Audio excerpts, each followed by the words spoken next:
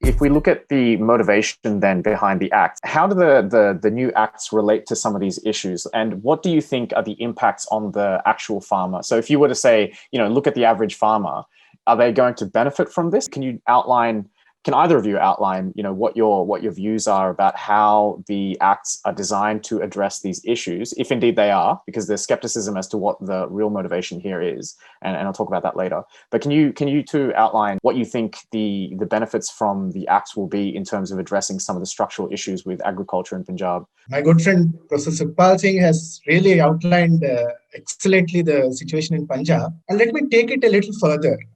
How it relates to the rest of India. In Punjab, it did not create much of a problem because most of the procurement, as Sukhpal has mentioned, was done by the public agencies.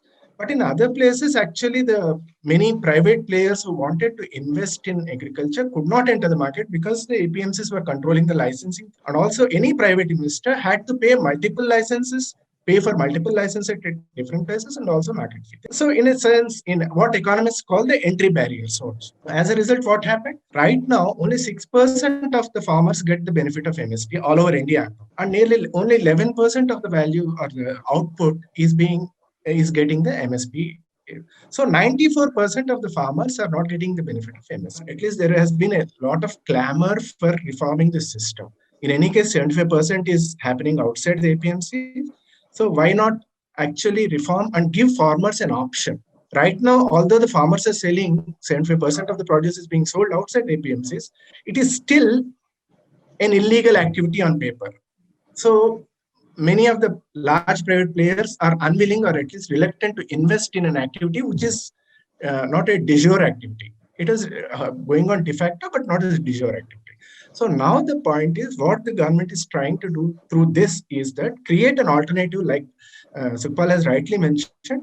There was a monopsony of the APMCs, and they are trying to create one system which is at least creates some kind of semblance of competition to APMC. How it will pan out, how it will work out will depend on the implementation. So the intent and content seem to be in the right direction to me. But what is lacking is the correct communication and also explaining the basic clauses, what are the problems and what are the shortcomings of this act.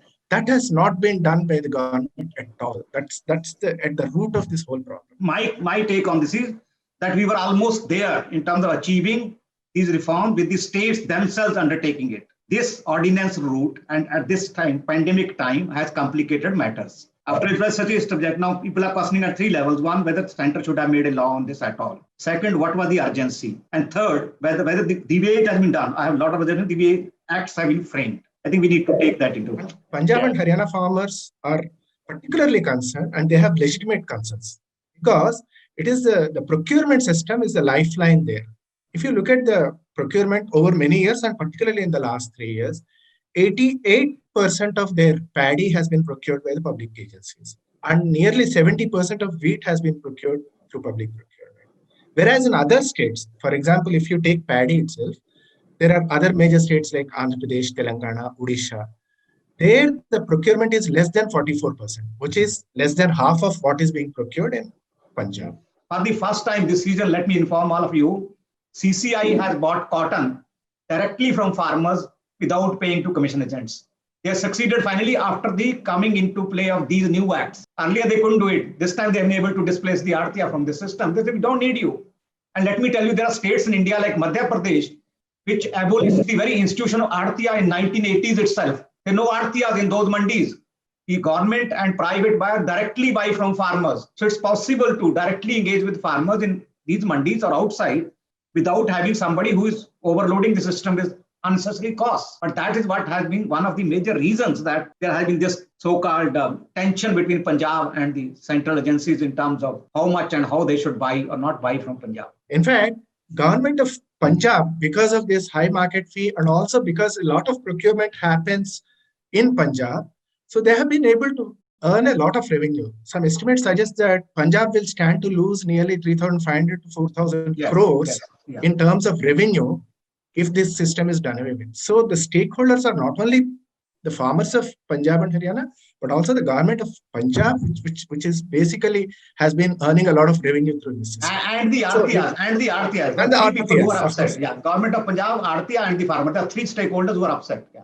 That kind of touches on the political economy piece that we talked about at the beginning, Yes. which is the vested interests that are bought into maintaining the current status quo. And I think, Professor Sekar, you did a good job of outlining the reality of what will happen with the MSP in the future, given that India's food distribution program needs to continue and the sustainability of that program. MSP will continue. Farmer may keep getting MSP, but the Aartiya may not get the commission. That is the reality of future. Okay.